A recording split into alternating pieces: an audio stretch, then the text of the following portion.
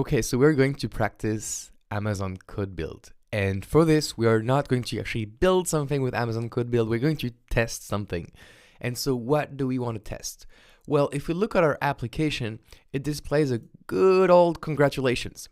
And we like that congratulations. We like it so much that we'd like to make sure that any code changes happening in the future will not remove that congratulations.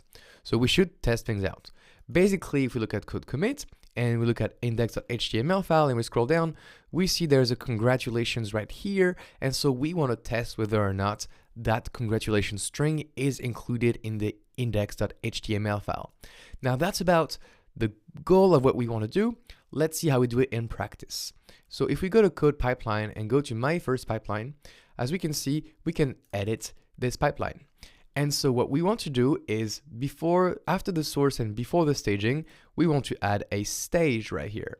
And this stage is going to be called build and test.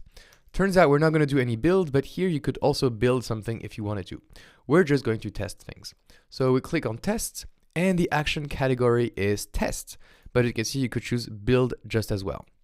So the action name is going to be called test for congratulations. Okay, now the test provider is going to be AWS CodeBuild, but you might as well use Jenkins if you had an external Jenkins or an AWS device farm.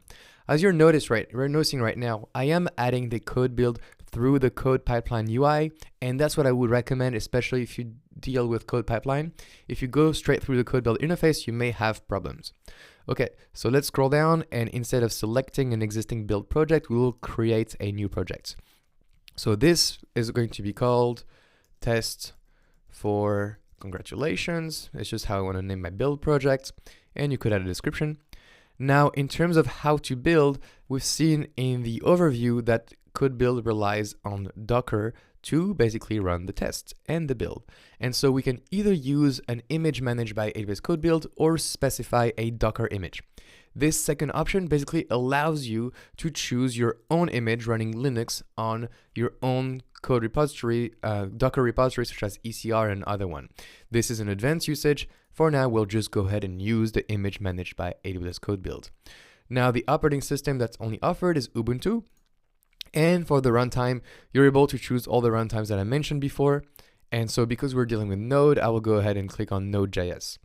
Version-wise, I'm just going to pick Node.js 6.3.1 because that's what Beanstalk is also using 6.something, just for safety.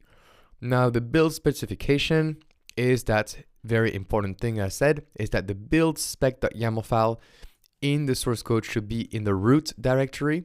But we could alternatively insert build commands. I don't recommend doing this. It's a little bit less safe, and you could enter your build commands right here. But this is a simplified interface, obviously. So we'll use the build spec. And in terms of cache, we will use no cache from now, but if we wanted to have a performance improvement, very interesting question at the exam, then you would use Amazon S3. And then in terms of AWS CodeBuild service role, we'll create a service role in your account, and we'll create this whole role name. And this is basically saying that the role will be created such as it will be able to pull the code from CodeBuild, from CodeCommit, etc., and do some actions with S3. Now we're able to run this in a VPC if we wanted to for network security, but right now we don't need any network security, so we'll just do no VPC. And under advanced, we can set some really interesting things such as a timeout. So I think my timeout for me should be something like 5 minutes. I don't think my build is going to take more than 5 minutes, but based on the build you're running, you can figure out a timeout. And these are really good because if you manage to set a low timeout, then you're not going to be overbuild if a build is hanging. This privilege is just a Docker option we'll just forget about right now. Here we're able to choose the compute type we have. So do we want a very strong build server, or do we want something, reasonably strong, such as 3 GB of RAM and 2 vCPU? That's the smallest we can choose, so I'll just keep this one. In terms of environment variables, I don't need anything right now, but we could set them up here. And as we can see, for the type of these environment variables, we can choose either plain text, and they will be, written out in plain text right here, or parameter store if we want to have any secrets. So this sounds about right. Here we can save the build project. So let's save it. And now my new build project was saved. Excellent. So the project name is right here, test for congratulations. In terms of the input artifact, I will use my app. This is basically what is coming from the source right here. And in terms of the output artifact, I will say my tested app, but you could name it whatever you want here, okay? Now we're good, and we'll go and click on add action. So now we have this test for congratulations happening right here. We could add an action before, like such as building, or we could add an action in parallel, such as running a different set of tests. If we wanted to speed up the test suite, we can run different tests in parallel. You know, it's whatever you like, but we're very free with this. Overall, I think we're good. So I'll save the pipeline changes and click on save and continue. Now, as you can see, my build and test right here hasn't been executed yet. And so what I'll do is I'll just click on release change, and this will basically detect the most recent version and just trigger my pipeline manually. So I'll click on release and the pipeline will rerun. The idea behind this is that I want my source to rerun. So right now it's in progress, and in a second it's going to hit my build and test stage. So let's just wait a second. So now my source has run, and when we went to the build and test stage, it turns out that it failed. It just failed just now.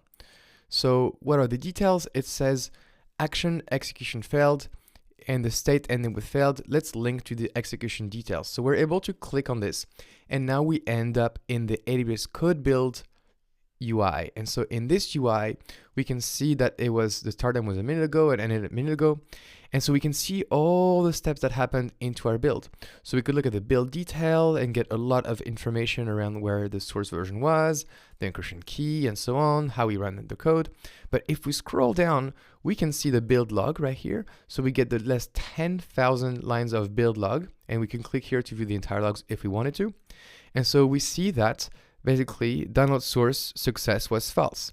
And we get a phase context status code called YAML file error message. YAML file does not exist.